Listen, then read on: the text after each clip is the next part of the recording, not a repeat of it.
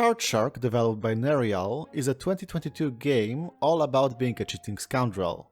And I do mean all about it, as it doesn't even bother to tell you the rules of what game of supposedly random chance is being played at the table. The rules do not matter, the cards are always the same, and guaranteeing victory is a matter of learning and manipulating the order they are dealt in. Plus a dash of confidence to not get caught in the act. Speaking of cheating, I do need to mention I got this game for free as a gift from a friend, so there is some implicit bias in how I view the game because of the fact I spent no money and had no expectations. But we're getting ahead of ourselves. It's the 18th century in France, under the reign of Louis XV, the grandfather of the French monarch of the same name that would become the symbol of a revolution when held up by his hair. But that's not gonna happen for a few more decades, and of course the people living in these times do not know their own future. You play as a mute, nameless young man serving as a helping hand in a tavern. One day, a patron calling himself the Count of Saint Germain offers you a way to make some extra money on the side. All you need to do is pick at his opponent's cards when pouring him a drink, and then send a signal to the Count informing him about which suit was the most numerous. Easy enough if you pay attention to not spill the wine while counting the cards. But of course, things quickly get out of hand and the offended player shoots the owner of the tavern in the commotion. The Count, feeling partially responsible for the whole thing, takes you under his wing to serve as his partner in crime, teaching you not just the tools of the cheating trade, but also how to write to communicate better with him. Of course, the more money you win at the tables of French coffee houses, pubs and bars, the higher in society you find yourself. And being among the rich and powerful of Versailles is being entangled in yet another kind of game. That may not be played with a deck of cards, but it has its fair share of cheating nonetheless. Presentation-wise, the game is gorgeous. The art for all the assets was hand-drawn and then colored digitally to allow for things like the time of day in the story affecting the palette. The end result is this memorable look, somewhere between a realistic painting and the abstraction of jacks, queens and kings drawn on playing cards.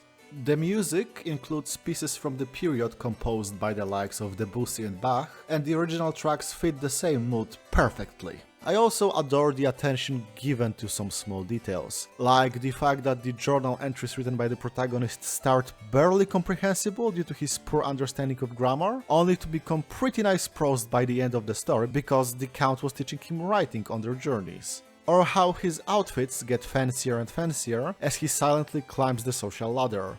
For a lack of a better term, the whole thing just feels incredibly cozy. Or at least I found it more comforting and soothing than most of the so-called cozy games about farming and making friends.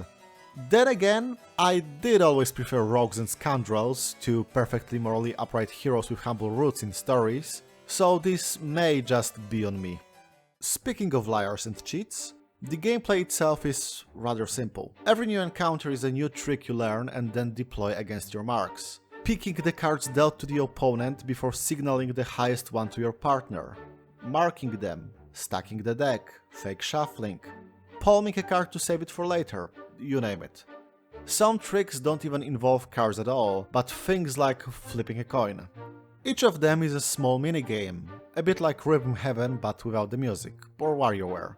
Sometimes the situation needs you to adapt on the fly. The sitting arrangement is different than what you rehearsed and it needs you to stack the deck in a different way because of that, for example. One extremely memorable moment is when you swindle a ship captain by using a shiny tobacco box to see what cards you're dealing to him, only for the ship to sway and bob on the waves, sliding your little metal helper around.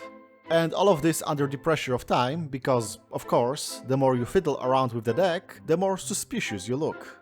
There's always something new, as there is never really a moment where you're told that you learned all the tricks and now you need to repeat them 50 times on some jobbers before progressing. And as a result, the game is a weekend kind of an affair. It took me about 6 hours to beat. And boy, I was terrible at all these tricks. I don't know if it's my innate virtue of character, it's definitely not that, but I stumbled a ton whenever I had to adapt to the situation rather than follow a pattern. Cheating is hard. Thankfully, the losses usually only set you back some money and it has no in-game use other than more gambling, and there is always an option to repeat some of the old tricks on old stooges with infinite cash, so you're never soft-locked or anything like that. You can even cheat Death herself if need be, whom you may meet after learning the hard way that some people really don't appreciate being swindled. Neither does she, by the way, so you better be at the top of your game, buddy. It's very clear that the devs did their research when working on this game. On an immediately appreciable level, the schemes you employ are following the logic of real-life sleights of hand, and replicating them is possible, if not easy, given some practice. Though, I guess bending the cards is more difficult now that they are more plastic than paper. Still, if you want to learn how to ensure you keep some card at the top or bottom of your deck, even after all the shuffling and cutting, this game is bound to give you some ideas on how this works.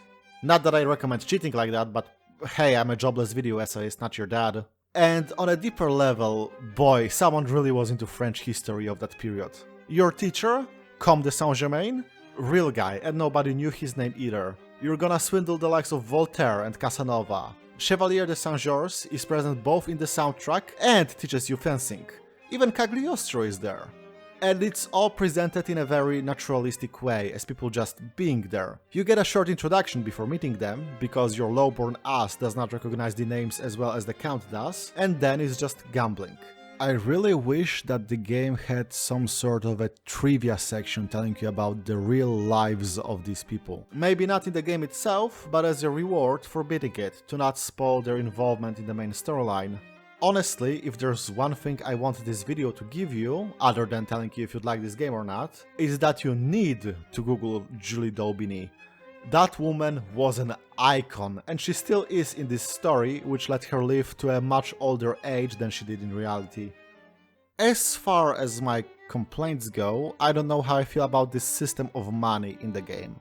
On one hand, I love the growing piles of coins on the table as your marks bet more and more to try and get back their losses, and it's only logical that cash plays a role in a story of thieving and swindling. But as I mentioned before, it just kinda does nothing by itself. The number growing larger is nice, and you can donate it to the band of Romani that house your duo, but as a game mechanic they serve more as a bank than anything else. You can increase the bet manually at the cost of your victim getting more suspicious, but there really is no incentive to do so other than bragging rights. There would honestly be nothing lost if it was fully abstracted. There is also a grand total of one scheme hidden behind a side quest of sorts. It's a fun little story, and honestly I don't know why it was done this way instead of just putting it as a part of the main storyline. So if you don't wanna miss out, go back to the camp in chapter 3 and talk to your friend Irenio. Cause I sure did miss it, and I had to replay the whole dang game to get footage of it. I do want to talk about the story in depth a bit, so if you think you'd rather not hear it and just play the game for yourself, here are your cards on the screen right now. Hold on to them and come back when you're ready. Meanwhile, the rest of us will stay here and keep playing. And one for you, and one from you, and one for me, and for you. The story of Eugene, as our protagonist gets named by the Count, is a pretty farcical one. By all accounts, he's a poor boy of even poorer health, unable to speak and suffering epileptic convulsions, dragged into a conspiracy spanning 20 years. Louis XV had a secret wife, Sophie d'Aubigny, and this was seen as a problem by the rest of the court, most likely his brother. Two courtiers, S.W. Erdnase and William MacGregor, were part of a conspiracy to hide the royal child and spirit away Sophie to a convent or something. But in the final moment of the play, the child turned out stillborn, so they tell the king that his son was born without a tongue, and that's why the monarch should not look at him and he doesn't cry. But more importantly, MacGregor switched the sedative that the unofficial queen was supposed to drink for poison, pinning the crime on Erdnase, who ran away with the stillborn child and schemed to have a mute orphan grow up in its stead, to serve as a potential disrupting force in the future. And that, of course, is our protagonist, unknowingly dragged back into the whole ordeal by the Count. A nobody, then a potential lost prince, then nobody again. Except there's a few details sticking out like sore thumbs. For one, finding an orphan specifically without a tongue exactly when one was needed is oddly convenient. Moreover, Julie d'Aubigny says you have Sophie's eyes when looking closer at you, and even if it's been 20 years, that's a very specific detail to bring up, and one that a loving mother would remember about her daughter. And on a meta level, S.W. Erdnase is not a historical French persona. He's an American author of the 1902 book The Expert at the Card Table, the classic treatise on card manipulation. He's not just a fellow cheat, he wrote the damn book on the whole thing. In the end, it doesn't matter if you were a high or a low card. What matters is that he marked you in such a blatant way that it disrupted the flow of the game, focusing everyone's attention on you while he set everything up in the background to get his revenge on McGregor and return to the King's Shadow. After all, if the magician tells you to pay attention to the cards, it means the trick is already done. And never, ever believe him if he tells you he ran out of schemes to pull. Comte de Saint-Germain is a similarly murky character, though it has more to do with personal failings than guile. He seems to be a genuine believer in the need for the downfall of aristocracy, as he outright spits venom into the king's face at the final game. He also cares for Eugene, but after spending his whole life being a traveling swindler, running from trouble comes to him much more naturally than protecting someone dear to him. Not to mention, he probably wouldn't be in this position in the first place if not for his briefly mentioned fall from grace at Versailles. For all the talk of his goals being noble and how he's building an edifice brick by brick for the future, he wouldn't even think twice about his privilege if he wasn't cheated out of it. And rather than build up, he drags others down to the same position, as one unfortunate meeting with your first mark at a gambling house shows. In the end, the revolution happens without him. You can't deal everyone an honest hand by stacking the deck. And you can't get rid of cheaters at the grand table of life by being one yourself. On the topic of stacking the deck, Louis XV is the oblivious mark, with everyone dealing him winning cards without his knowledge, to steer the great game in their own favor. The final game spells it outright if you deal the winning 4 aces to him. Everything that happens, both at the table and in the story, happens around him and without his knowledge. If he represents the monarchy at large, then its downfall was inevitable. You can't win the game if you're not the one playing it. You'll only keep getting high cards if it's beneficial to the one dealing them. So yeah, overall I really like the metaphor laid out by the game. It doesn't beat you over the head with it, but the simplicity of the gameplay and putting cheating at cards right next to the high society of a soon-to-end monarchy makes it quite clear. I also particularly like the final scene, where 2 revolutionaries are playing cards at Eugene's tavern and one of them is cheating. You can pick up the cards and reveal 4 aces hidden up your sleeve, showing that no matter how the rules change, how society changes, you still have what it takes to rob the game blind, because the tricks will always stay the same. Or you can pet a dog and leave the game behind you. I also adore that the boy is now all wrinkled due to the passage of time, it's a nice touch. Alright, give me back the cards before that guy comes back. You remember where the suits are marked? Great, Sucker won't know what hit them. Hey, you're back. Still got your hand? Good, good. Well, give it here and let's discuss some final details while I shuffle these bad boys up.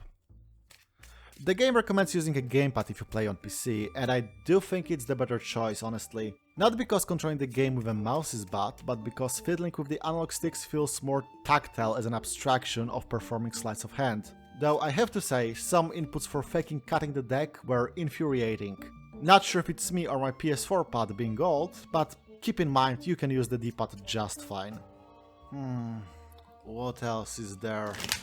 Oh yeah, I do kinda wish that the game had some sort of a challenge mode, where all the tricks, except maybe the final ones, because these are just a whole circus when it comes to performing them, are thrown at you one after another under some pressure, kinda like the remix sections in Rhythm Heaven. Or just a selection screen separate from the main story. It's well paced as it is, but I'd rather have a separate option to just play around someday, rather than replay the whole thing. I know I wish there was more is the mother of faint praise, but I genuinely liked playing around with the systems, and saying goodbye so soon is bittersweet. Though I guess I can always just pick up a real deck to practice and scam my friends out of a free beer or something. Last minute access is not responsible if you get caught cheating, thank you. If you don't get caught, do brag about it though. Overall, I do think Card Shark is an experience worth having. If nothing else, it's a pleasant game to pick up and play in 1 or 2 evenings, when you don't want to do your gacha dailies or you can't do a raid with your friends or whatever the hell you kids play these days. Honestly, it's kinda amazing how the games change with time, but even a simple thing like a universal deck of 52 cards can spark so many emotions. Have you ever heard of the woman that killed her husband over a bad play at contract breach? Man, I haven't played that game in 14 years, I barely remember the rules, but I totally get her. If you want to test your friendship, have them be your partner at the bridge table. Anyway, I'm rambling. One for you, and one for you, and one for me. Well, that's it for today. Thank you for sticking around and not shying away from betting. Our dainty little game haul is sponsored by Patreon supporters, now visible on the screen. We're having a book club next time. Not sure if in November or December. Really depends on how long it will take me to peel myself away from metaphor. Until then, remember, you never win at gambling. Stop.